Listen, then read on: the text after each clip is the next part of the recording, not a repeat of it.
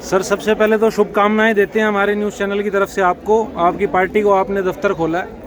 लेकिन ये सवाल जनता से और एंटी पार्टी से आया है कि सबसे ज़्यादा हाईलाइटेड जो मामला चल रहा है वो शराब घोटाले का चल रहा है। तो आरोप ये आ रहा है कि वहाँ से पैसा इकट्ठा करके दफ्तर खोले जा रहे हैं। तो इस पर आप क्या जवाब देते हो? देखिए, ये कोई बीजेपी और कांग्रेस की तरह डकैतों की पार्टी नहीं है। ये ईमानदार लोगों की पार्टी है और पाई पाई इन्हीं लोगों ने कंट्रीब्यूट करके, यहाँ कोई ऊपर से किसी का कुछ नहीं आता। और आरोप है भाई, आरोप तो कोई भी किसी के ऊपर लगा सकता है। जिन लोगों ने लाखों करोड़ के घोटाले किए हुए हैं वो तो सारे बाहर घूम रहे हैं। तो इसलिए आम आदमी पार्टी पूरी मजबूती से लोगों की सेवा कर रही है, किसान मजदूर गरीब की लड़ाई लड़ रही है। और आने वाले समय में जब सरकार बनेगी तो हर वर्ग को, चाहे कर्मचारी हो, चाहे हमारे दूसरे साथी हों, छोटे छोटे दुकानदार हों, हर एक को राहत देगी, नौजवानों को रोजगार देगी और सुनिश्चित करेगी कि जो हर भारतवासी का सपना, 140 करोड़ जो भारतवासी है उनके सपने पूरे हों। हम एक ईमानदार, एक पारदर्शी सरकार दे सकें और उसके ऊपर काम कर रहे हैं। इसीलिए लोगों को तकलीफ है और इसीलिए आम आदमी पार्टी को आगे बढ़ने से रोकने की ये साजिश और षड्यंत्र कर रहे हैं। लेकिन कहते हैं कि बाधाएं कब बांध सकी हैं आगे बढ़ने वालों को, विपदाएं कब रोक सकी हैं मरकर जीने वालों को। तो ये तो जो है क्रांतिकारी बाबा साहब और भगत सिंह को मानने वाले लोग हैं, तो कहाँ से उनको रोक देंगे। दूसरा सवाल सर ये आ रहा है कि बड़े बड़े जो नेता हैं, डिप्टी सीएम भी जो हैं जेल के अंदर हैं इस टाइम पे आम आदमी पार्टी के दिल्ली से, तो नए नेता चुने जा रहे हैं और पुराने वाले जो हैं अंदर जाते जा रहे हैं। इस पे आप क्या कहेंगे?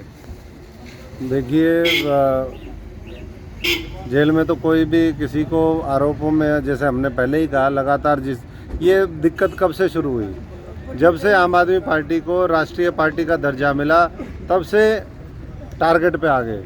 जब से आम आदमी पार्टी ने कहा कि हम आने वाले समय में पूरे देश में चुनाव लड़ेंगे, ये 3 जो विधानसभा है, राजस्थान, मध्य प्रदेश, छत्तीसगढ़, उसमें चुनाव लड़ेंगे, तो फिर फ्रेम करना शुरू किया। तो इसलिए सबको, और सुप्रीम कोर्ट ने तो बार बार कहा है कि भाई सबूत कुछ मिले नहीं। अब धीरे धीरे जो है वो कुछ न कुछ फ्रेम करने की कोशिश करेंगे। अब अरविंद केजरीवाल जी को भी 2 तारीख को बुलाया ईडी ने। तो ईडी, सीबीआई, इनकम टैक्स, ये तो बीजेपी के मुख्यालयों से चल रही है।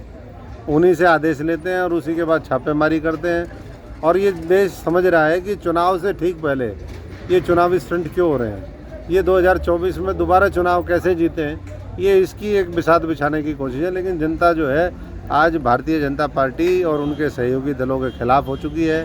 कांग्रेस लड़ने में सक्षम नहीं है और उसका नतीजा आप देख रहे हैं कि हरियाणा के अंदर आम आदमी पार्टी हर घर में पहुंच गई, हर गांव तक पहुंच गई।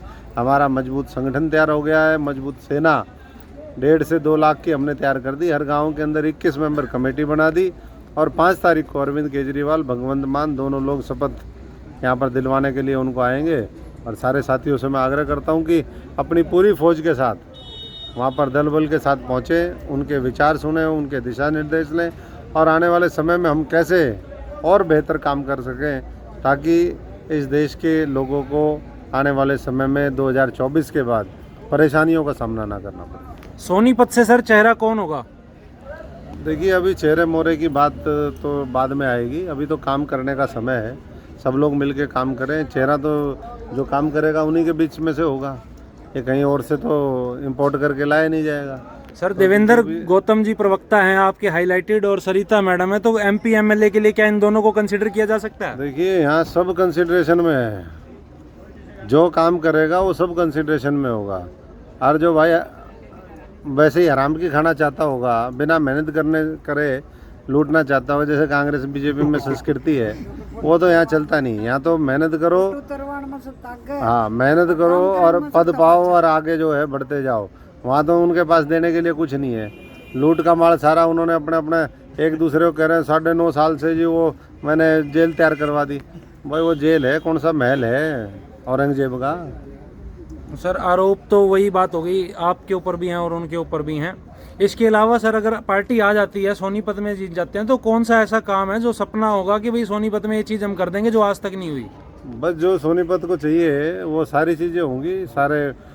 सारे साथी ये जानते हैं यहाँ, और कोई जैसे गुड़गांव स्पेशलिटी सर, कोई यूनिवर्सिटी या हॉस्पिटल, गुड़गांव फरीदाबाद की तर्ज पे यहाँ विकास हो, यहाँ मेडिकल कॉलेज खोल लें, यहाँ और यूनिवर्सिटी खोलें, यहाँ तो संभावना ही संभावना है।